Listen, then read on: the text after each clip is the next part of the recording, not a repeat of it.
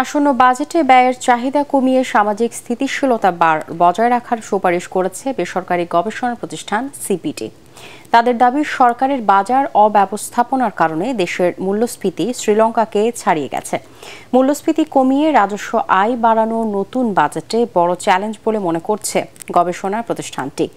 ন্যায্যতার ভিত্তিতে কর কাঠামোর পরিবর্তনের পরামর্শও দিয়েছে সিপিডি। তরিক ইসলামের রিপোর্ট। ওয়ালটন এসিতে ইনস্টলেশন একদম ফ্রি।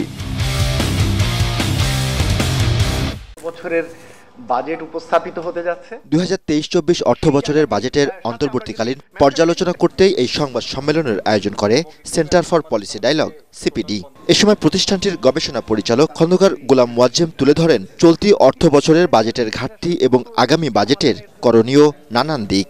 সরকার প্রবৃদ্ধির ক্ষেত্রে মূলত গুরুত্ব দিচ্ছেন আইএমএফ এর সঙ্গে তার যে শর্ত এবং সেই অনুযায়ী যে নীতি সংস্কার বা নীতি অ্যাডজাস্টমেন্ট করা, সেদিকে গুরুত্ব দিচ্ছেন। দেশের চলমান অর্থনৈতিক সংকট মোকাবেলা ও বাজেট বাস্তবায়নে রাজস্ব আয় বাড়াতে কর কাঠামো পরিবর্তনের দাবি জানান এই অর্থনীতিবিদ। ইনকাম ট্যাক্স বা ভ্যাট কালেকশনের জন্য যে প্রত্যাশা বা ডিভিডেন্ড বা প্রফিট থেকে সরকারের যে আয়, নন ট্যাক্স আয়, সেইগুলো যদি অত আয় যদি না হয়, তাহলে এই যে টার্গেট, সে টার্গেট অ্যাচিভ করা সম্ভব না।